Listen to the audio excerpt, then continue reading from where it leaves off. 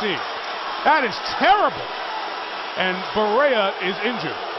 And the Mavericks bench is being very cautious as the medical staff looks. The medical staff's out looking at him. They're keeping everybody on the Mavs bench away from Bynum so they don't get anybody coming off the bench in an incident for the next series. Artest walked Bynum to the exit, and he's been thrown out of the game. Fortunately, Barea is getting up. Let's hope he's okay. That's one of the most Bush League things I've ever seen in a game. That's disgusting. Amen to that. Amen to that. And I just don't understand why this is happening. We're talking about, when you say Los Angeles Lakers, absolutely, you're talking about excellence. You're talking about titles. You're talking about some of the greatest players ever to play. And for this game to end in this manner is a disgrace. It's an embarrassment to the Buss family, Class family. It's an embarrassment to Phil Jackson and Mitch Kupchak, too, who have had a great career as a head coach, and Mitch putting this team together as a GM. So they're checking the video to make sure, and they made the right call right away. It's a flagrant 2. So he's tossed, and we'll have a timeout here. 8:21. Dallas up 32. They'll look at Barea medically as well. And we'll be back in Dallas after this. 9 Central on Tuesdays. J.J. Barea is going to come back into the game, shoot the free throws. Fortunately, he looks okay. Here are the 2 plays again, Hubie. First, Odom. Yeah, they're right there. Now you can see that is totally uncalled for, and it was an extension of what happened at the other end. And right here, this is just Bush League.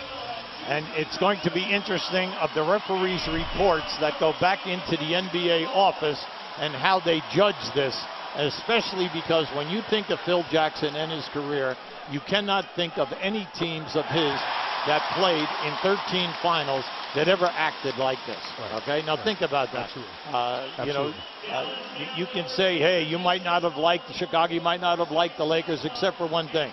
Totally professional teams, played the game the right way, tough defensively, played great under pressure. And there was nasty moments, no doubt, in those 90s series early on, the early 90s with the Bulls, but the Pistons, bad boys, the Celtics, the Knicks teams that you coached, you were involved in many of those games as kid is short. Very different era and time of basketball. And as you said, rough physical basketball was defined differently then. Yes. Not cheap shot stuff like we just saw as Kobe misses the 3. Very out of character for Lamar Odom, who's usually one of the easier going, nicest guys. Foul on Sean Marion inside. And you don't know if it's the frustration of the series, the frustration of, as the guy said, something might be going on with this Laker team, and who knows what we'll hear as we go forward. Well, Mike, or the frustration of being embarrassed. Oh, and absolutely. that is what has happened in the series and at an all-time high level here this afternoon. Well, especially, Mike, when they made their run and when they missed the layup, all right, they were totally in the game. And since that time, when that happened on the missed layup by Artest, the game has gone totally out of hand. It's become embarrassment. Then all of a sudden, in the right-hand corner, away from us, we see that Odom and Dirk Nowitzki and always that chippy talk.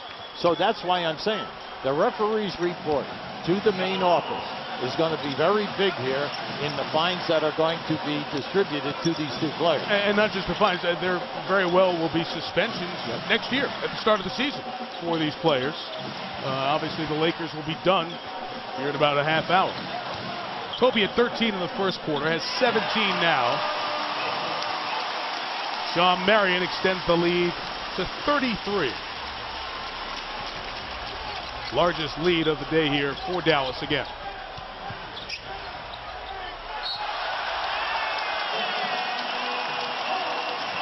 Well, we've seen this double teaming and defense coming out farther, out by the three-point line by Dallas in all of the other games, and especially today, selectively, they take them and they force the passes, they get them out of their triangle offense, and they make the offense difficult for the Lakers.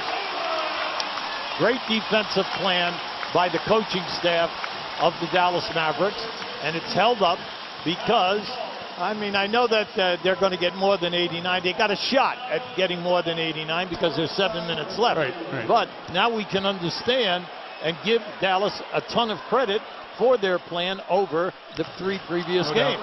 No doubt. Lakers over the limit now with 7 minutes left here in the fourth, down 35. Next question that we'll ask with LA will be, one, who's going to be the coach? Shannon Brown hits a 3. 2, what do you do to the roster? And Magic Johnson mentioned yesterday, as we've discussed already here today, about looking at this roster and can you make a trade? Dwight Howard's name has come up, and I'm sure will continue to come up by those who are speculating about what's out there. But you think about the Lakers under contract, they have a lot of players under contract for next year. Mitch Kupchak will have to deal with all of that. Here's the core of the Lakers with Bynum, Fisher, and Odom, 2 more years. The top, Brian Gasol and Artest, 3. Player options for Shannon Brown and Matt Barnes to remain Lakers. Well, you can look at it. Their primary 3 big guys, meaning Odom, Bynum, and Gasol, are all under contract. And then it comes down to, you have to evaluate this team. Come on, after the All-Star game, they went out 17-1, and then they fell apart. And everyone kept saying Brian Shaw might be the leading candidate to be the next coach. But everybody is saying, what is wrong with the Lakers? It's a lethargic play. And even in their first round, in their series, they did not play up to their potential night in and night out. And then definitely in this series, come on. I like the fact that Phil Jackson said that, hey, with 3 minutes, we could be ahead 2-1. Game 1 and Game 3. Absolutely, because they were ahead in both games as we got down into the 3-minute mark, and it got away from them. Well, that's called execution and getting. Did you shoot a high percentage? No. Did the right guys get the ball in their best areas of the court? And the answer to that was no. So people question of how they ended those 2 games that they lost by shot selection, and then at the other end, Phoenix got the ball to where they wanted to go. I'm sorry. Dallas got the ball to where they wanted to go, and they did an excellent job not only getting high percentage shots, but getting on the foul line and making their foul shots. You mentioned Brian Shaw. He has been the person mentioned most as the person who could be next in line to replace Phil Jackson. He's been here for a while as an assistant through the organization. Celtic draft pick, 3 NBA titles with the Lakers. Very good relationship with Kobe Bryant, which is essential to the next coach because Kobe is still the centerpiece of this franchise. So we will see if that, in fact, is the next place they go and when that conversation starts to heat up. But the speculation will begin here in 6 minutes of playing time. 109-78 after the Shannon Brown 3. No one understands the weaknesses of a team when it starts to crumble unless you're in that locker room and you're at the practices and you're at the timeouts over there at the benches. And then when you're watching your team play, are they executing the game plan at both ends of the floor? And then where is the chemistry or lack of chemistry, and why is there a lack of chemistry? Is it a fatigue factor? There's so many things that will go into Mitch Kupchak and his administration and the coaching staff sitting down and trying to diagnose what has happened here to this ball club. All these runs to the finals. Stojakovic again. He's 6 for 6. And Stojakovic and Jason Terry are 15 of 16 shooting threes. They have put on the best 1-2 3-point shooting show in NBA playoff history today. Artest inside is fouled, and we hit a timeout at the 4:45 mark. That 3, the 47th, and this will be a 4-game series, so it's a record. Sometimes jump shooting does not carry over to the playoffs. It has in spades for Mark Cuban, Jason Terry, and the Western Conference final bound Dallas Mavericks. ESPN's presentation of the NBA playoffs on ABC, brought to you by the 2011 Sierra from GMC, the best Sierra ever. Especially my own. Nice greeting from Tyson, and the Mavericks on their way to this conference finals. ABC Wednesday Happy Endings, all new. Every Wednesday, ABC giving you not one but 2 all-new back-to-back episodes at 10, 9 Central here on ABC. Your Buick Regal game track for this closing game of the conference semifinal. Dallas up 4 after the first, and the 3-point barrage began, up 24 at the half. Same true through 3. Jason Terry tying an NBA playoff record with 9 3-pointers. And the Mavericks as a team are 2 shy of a record. They've hit 18 threes in this game. Kobe Bryant likely on the bench. The benches have been emptied both ways. Jan Mahimi, Brian Cardinal, and Corey Brewer checking in for Dallas. Trey Johnson, who played only one regular season game for the Lakers has checked in for Los Angeles, trying to avoid their worst playoff loss ever. They're down 32 right now. Of course, we remember that game in the finals in 08. There is Corey Brewer, the former Florida Gator, who actually gave him some good minutes in game one when the Mavs were down 16. Before that layup by a second team player, Stojakovic, Terry, and Barea scored 72 points in this game. The first team for Dallas has only scored 36, so they doubled them. But how about they made 26 out of 33 shots? Now, when do we ever see that, Mike? We've never seen that. Three guys coming off the bench with that kind of production. Luke Walton has also checked in for Los Angeles along with Trey Johnson. And Joe Smith, the former #1 overall, as we are just filling out the box score here in the last 4 minutes, but it's a different one, ending the career of Phil Jackson. Let's talk about what Dallas has been up against, too, because Mark Cuban's built an unbelievable franchise here, very successful.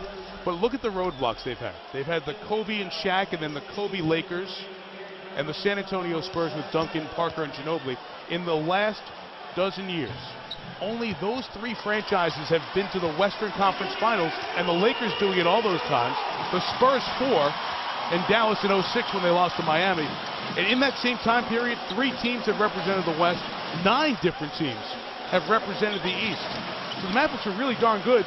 They just had 2 great franchises on their side of the draw. Well, give Mark Cuban a ton of credit here. Mike, for 11 straight years, they've won over 50 games a year. Now, right. Where's the frustration? Why are these people so jacked up? Sure, they're beating the Lakers, but they also went out 3 times in the last 4 years in the first round, even though they've won over 50 games. Right. So that's where the frustration is in this franchise. So everyone is so elated because the defense has been terrific, and they're seeing it. And then also, we all know that they've always been able to score. J.J. Barea has 22. His playoff career high. The Mavericks one shy of an NBA single-game playoff record for threes made. Trey Johnson on the miss. And Hubie, it is, the Atlanta Braves were so great for so long and have that one championship to show for it. And they were better than that, over their time. Trey Johnson fouls Mahimi inside. But the Mavericks are a similar type franchise. All the success, but not the ring at the end. This guy had most of the rings. We'll talk about the final moments of Phil Jackson's head coaching career in all likelihood when we come back.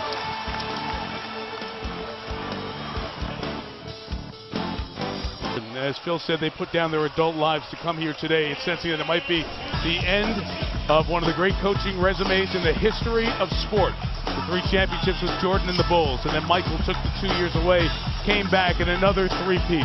Then they didn't keep those Bulls together. Phil took a year off, out to Los Angeles with Kobe and Shaq winning 3.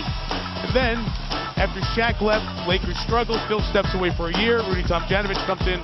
Jackson comes back and wins number 10 to pass Red Auerbach for the most all-time. And those hats that his kids are wearing with the X there, the kids made those hats when Phil won the 10th in Orlando. I remember being there and watching them give the hats, and Phil wore that, which was uncharacteristic of him, but his kids did it for him, and then winning the 11th last year.